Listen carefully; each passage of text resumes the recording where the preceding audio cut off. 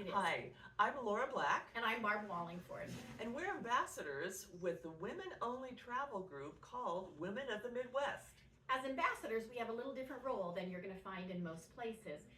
Women of the Midwest sends one of us along with you, and our sole job is to take care of you. We are not the guides. We hire local guides that know what they're talking about. Today, we're going to talk about an amazing tour to Ireland. And Laura and I have each been on this trip at different times. And so we have a little bit different experiences, but you'll hear kind of a little bit about what you're going to experience if you choose to sign up with Women of the Midwest for this wonderful tour. Yes, the Emerald Isle is a trip you do want to take. Ireland is a fantastic Beautiful. country. The first day that you arrive, well, you've been on the plane all night, and so we give you a bus and a panoramic tour so you can relax and enjoy and get to see the sights. I'll just mention a couple of the things that you will notice. There's some beautiful artwork, some statuary that was created depicting the horrific famine, the potato famine that happened that killed 1 million Irish. Also included in that panoramic view of or tour of Dublin, you're also going to get a wonderful lunch at a fun kind of an iconic pub there in Dublin. And we also are going to tour St. Pat's Cathedral, which is absolutely beautiful. It's a very, very old cathedral, and there are very famous kings, queens, and just famous people buried within the floors of that famous cathedral. It's beautiful. So You'll check into your hotel that day. You can enjoy a nice meal at the pub. You have your time in the evening. Also on the itinerary is Trinity College. It dates back to 1592, and it is the largest library in Ireland. It's called the Long Room, and you've seen pictures of it in many times in movies because it's a long room of floor-to-ceiling books, and 400 years of academic development have gone into this wonderful library. In fact, a couple of movies were filmed there or taken some of the sites from the library. The Long Room was used in Byzantium, the Blue Max. Also, it was the inspiration for Star Wars Episode 2, Attack of the Clones. go figure. Go figure. What is the oldest book in the library? Well, it happens to be the Book of Kells. It's circa 800 AD. It's a medieval book that was containing the four Gospels, written in Latin on vellum. And what's so fantastic about it is the artwork, the beautiful colors that went into creating. You can't take pictures of the Book of Kells, but you can buy a calendar, and so you can take it home and you could be reminded of the beautiful artwork and the history behind the Book of Kells. And also in the library, you can take a picture of the Irish harp. It's the oldest symbol of Ireland. So lots of fun things to do while you are at Trinity College. Tons of history, and it's just that Long Room is something to see. Yes, spiral staircases to take you up to the volumes. Just beautiful. You also then will have time that day. We'll do some tastings of some Irish cheeses, which is made very different than they are here and have a little different taste to them, and they're wonderful. And then we also will do some walking and shopping and sightseeing. So you will have the afternoon where you can do some looking around, but one of the places very close to Trinity College is a walking outdoor mall that's like, I don't know how many blocks long. The streets have been cut off, so it's just, you just mosey along, lots and lots of fun shops, but you can go other places also if you choose to do that. After we leave Dublin, one of the first places we go is Powers Court. And Powers Court is a castle, and what it is really known for is its beautiful gardens. I know that National Geographic named it the third most beautiful gardening of any place in the world. The gardens are that gorgeous. And you just go from one gate with a type of gardens to the next gate, which has different flowers, to another one, and lots of water and fountains, and it's just beautiful. So A wonderful place to see. Yeah. Well, also on the itinerary is a place called Jer Point. Now, I had never heard of this before. I don't think many people have. And it's a gentleman and his wife decided that they wanted to buy some land. They wanted to have Farm. sheep and farm, and part of it, they got a good deal on it, I think, because It's an auction. there was so much overgrowth. There was, volunteer trees and weeds, and there was just nothing but green rubble, basically. And once he cleaned it up, though, he found the remains of an 11th century church and graveyard. Now, what he had actually found was an archaeological find of the century. So forget the idea of getting to farm it, because this site was more or less sacred in Ireland, and it could only be discovered and dug to find out more parts of Jer Point. You get a nice tour by the gentleman. He's taken upon himself to make sure everyone knows the history of this place. And he's a stitch. He has He a is joke a for stitch. everything. He is funny, and then his wife makes us all scones and tea, and you can have jam and clotted cream and have a nice little wrap up to your day at Jer Point. Don't forget to tell him about the famous grave. Oh, that's right.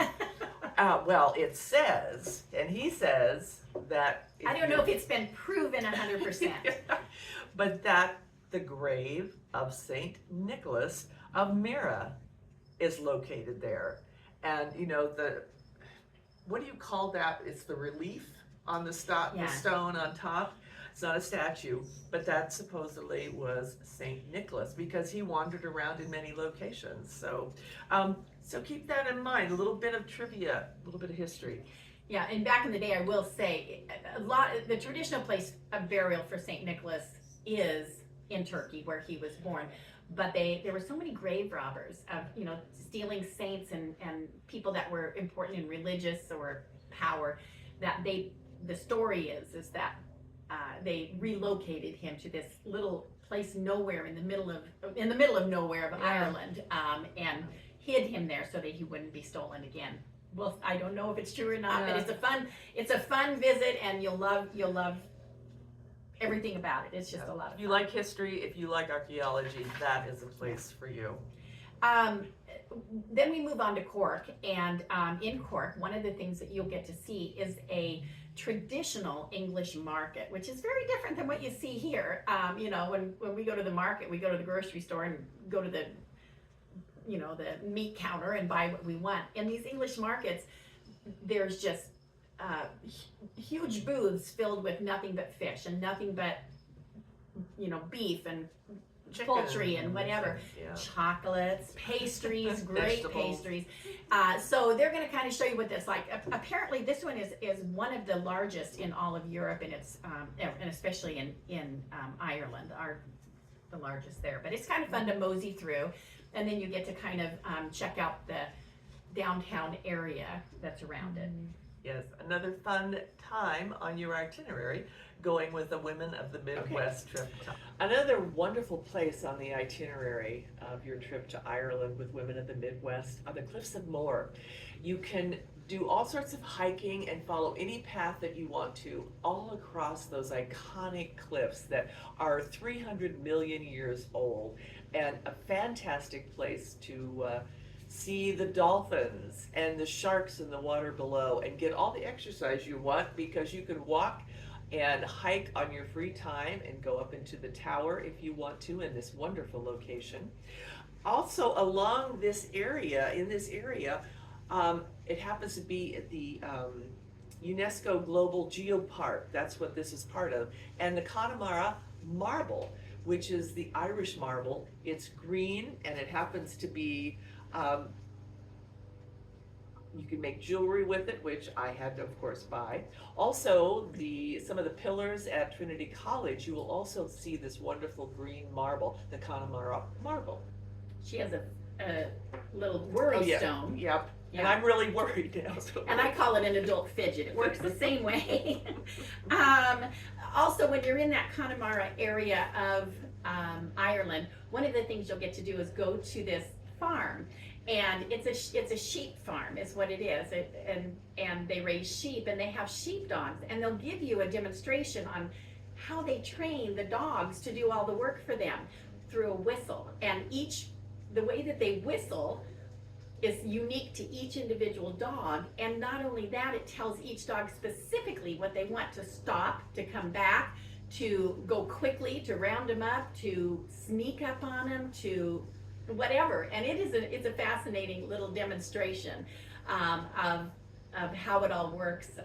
So that was kind of a fun thing. They also have a fun gift shop with woolen items made from their sheep. And this little scarf here that I have, I usually wear it with my coat, but I had to wear it today, is what I picked up at that location.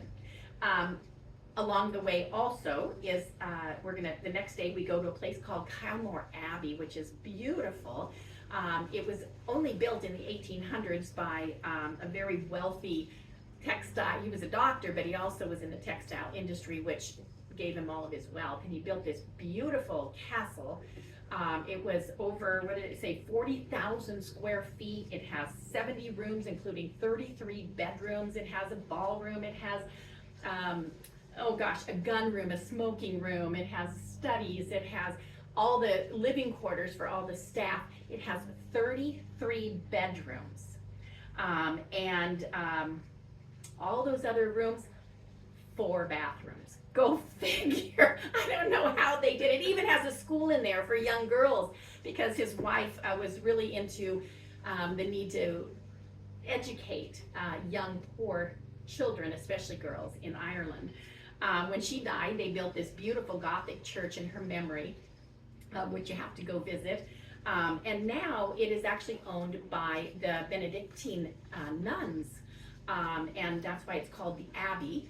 And I think they bought it in 1920, it says, and they still are running it as a farm, and they sell some of the things they make. And they also have a school for children. More recently, their school has turned into a leadership school for students from Notre Dame here in the States. So we send people there for leadership training a year at a time, which is really amazing. But it's beautiful. Take a picture of your group in front of the lake as you're pulling into Kylemore Abbey. Have them stop.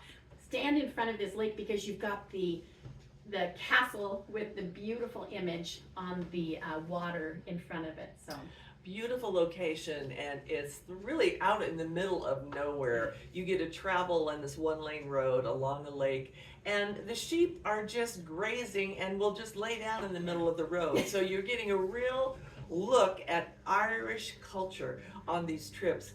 And along with this particular castle, you will next venture to Ashford, which is a medieval castle. Of course, it stayed in different variations of castle building and hunting lodges throughout the year until the Guinness family bought it. And not only is it a hunting lodge, but it's a hotel, wonderful restaurant, and also they have a wonderful garden which you get to wander around. And one of the fun things that you get to do with Women of the Midwest is a hawk walk. You each get a turn, and you're taught by the guide and the instructor first, so you don't have to worry about anything happening. You get a leather glove that you get to wear. It goes all the way up to here, and you each get your own hawk. And he's trained to fly off and then come back. And they move so fast. I mean, I think the wind on my eyebrows moved, because he just swooped in and of course got a little treat. But where else will you be able to join a group of hawk walkers and get to work with a Harris hawk, but with Women of the Midwest? Don't forget to take photos and video of yourself doing that. People won't believe it. It's very cool. You didn't talk about the beautiful luncheon. The luncheon, yes. That's amazing. It is wonderful. And just to tell you how beautiful this castle is at Ashford, King George V stayed there. Also Ronald Reagan visited. And also, In this area, a movie was filmed that is a favorite of many people, The Quiet Man. It featured John Wayne and Maureen O'Hara, and it was filmed near the castle. There's a small home and a statue close by. So if you haven't seen that movie yet before you go to Ireland, you do want to watch that. And getting back to the wonderful dinner, it is like fine dining with all the different cutlery, serving Oh, settings. it's amazing. And you're sitting there, and all of a sudden, all the waiters come out with the white towel on their arm, and the plate is in front of everyone at your table, and it has the silver dome over the top. And on cue, every waiter reaches over, and they all open up the plate at the same time. What an experience! And we provide that for you with Women of the Midwest. It's really awesome. It was, and the way that the food was presented was just picturesque. I almost didn't want to eat it, but I did. You're moving now into Cork and Galway. And when you get in Galway that evening, you have some free time. I'm going to tell you a little secret. This is not a part of our tour because the schedule changes constantly and we don't know a year in advance if they're going to be there or not. But if you have some free time and you want to see the most amazing dance and music, Irish dance and music, it is the top of the line. It's called Trad on the Prom. And apparently, from the brochures that I read about it, this is kind of the downtime for the Irish dancing circa, I guess, for the musicians and the dancers, and oftentimes they come home during this time for their break. But they don't really take a break because they get together for fun and they put on these unbelievable presentations of Irish music and dancing, and they're world class dancers. I read that one of the gals had been the world champ 8 years in a row. Most of them are world champs at least once, or Irish champs. And the composers and the musicians, again, have awards behind them like you can't believe. It is well worth it. It's about €20, €25, and I think there's different prices depending on your seats, but it's a small auditorium and you're right up there up front to see it. It was a highlight for a free time thing for you to do on this tour. So Trad on the Prom, and it's in Galway. One of those serendipitous moments that you get to have with Women of the Midwest. Well, we're back in Dublin. You've got a free day before you fly out of the country. Well, you've got to have a taste of Guinness. It's a free time trip, and you get to have the free pint of Guinness. And you get to go to the very top floor. There's many different levels of the museum and factory, etc. My favorite part was the gift shop because they had everything Guinness, and I bought a lot of chocolate bars which had the Guinness filling in the dark I don't know chocolate. how I missed chocolate, but I missed that. You missed a good thing. I wish I would have bought a case. So that's Guinness, and there's also other things to drink. They have Jameson. They have a factory there. Again, you can do a tour of Jameson. They have a company called Rowe and Company, and it is, I assume, whiskeys also. I did not go on that tour. It was a free time tour where people chose to go, but that one was kind of fun for the ladies. They said that they actually got to do mixology at the end, where they took the alcohol and were able to try different kinds of combinations to make their own drinks, which they said was a lot of fun. You had a different experience with a drink. I did. I chose to do a couple of afternoon teas with a friend. So you get to go and have another round of scones with clotted cream and jam and your favorite kind of tea, and just kind of go back in time and have a nice Victorian tea. Some of the things that I always like to do is try something new in the foods of each country. And when you go, you want to make sure you have Irish coffee. Always. Also, Irish stew, fish and chips, the colcannon, which is potatoes and cabbage, which is a wonderful dish. Also, the pasties. Not pasties. You don't want to go there. Pasties. Actually invented way back when the coal miner's wife decided, well, she had to send something along for a meal for her coal miner, and she just had a leftover dough, and she threw in leftover vegetables, potatoes, some meat, sealed it, baked it, and he took it, and it was like, our hand pies that we have now, but very tasty, a pasty, tasty. Okay, other things you can do while you're in for that whole free day that you have in Dublin. You can take a horse and buggy ride through Dublin. We did it at sunset. We went through the Temple entertainment area. What do you call that? Temple. Well, it's a district. Yeah, It's a district. and that was a lot of fun. It's filled with people outside walking and bars and restaurants and kind of a trendy place to be in the evenings. We also went to a place called the Brazen Head, which if you're in Dublin, I really highly recommend on your free time to maybe make a reservation and go there. It's walking distance from the hotel. Pretty easy to find from the hotel. It's kind of a straight shot, just right out. But it's the oldest pub in all of Ireland that's been continuously run since I don't remember when. A very long time ago.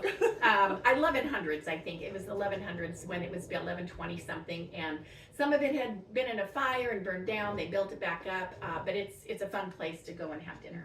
And actually, anytime you're around any pub, go on in, sit down at the bar with the locals, and you'll have the best experience ever because you get to meet the real people of Ireland. It's not just from a tourist perspective. Oh, they'll come You up and join talk them. to you. Yeah, oh, yeah, they'll talk they're to you. interested in talking and telling you stories. And Yeah, and you can have a pint with them, and it's a wonderful experience. I'm not a beer drinker, so I didn't have a pint, but I had something else. I don't remember what I drank, if it was alcohol or not, but it was just fun to visit with the locals and do that. And there's one just a couple doors down from our hotel, but they're everywhere. They're on every corner, so it's just fun. So, all right. Well, I think we've really kind of wrapped up the wonderful, wonderful country of Ireland. If you are interested in Ireland or any other location in the world that Women of the Midwest travel to, go to our website. That's womenofthemidwest.com/journeys. And it'll bring you up to all of the trips that are happening. So 2025 is almost complete. So check us out, and maybe you want to go to Ireland. This is the current brochure of the 2025 trip that is heading out next year. So you want to check that out. It's late August is when it's heading out, and it's a beautiful time of year to be there. Mm-hmm. We decided we want to end it with something kind of fun, a traditional piece of poetry from Ireland in the form of a limerick. Okay. And I think you have to have your copy because Okay. I Okay. laid mine somewhere. Okay. Okay. So, if traveling is what you love best, And it's Ireland with which you're obsessed. sign up today. Do not delay. Travels best with Women of the Midwest. We hope you enjoyed this little information about Ireland, and you'll look into our tours. We have them all over the world as well as domestic. And again, I'm Laura Black, Barbara Barbara Wallingford. Wallingford. We're ambassadors with Women of the Midwest, and look us up online. Join us on Facebook. Ask us any questions. We'd be glad to help, and we hope to see you traveling with us one day soon. Thanks for watching. Bye-bye.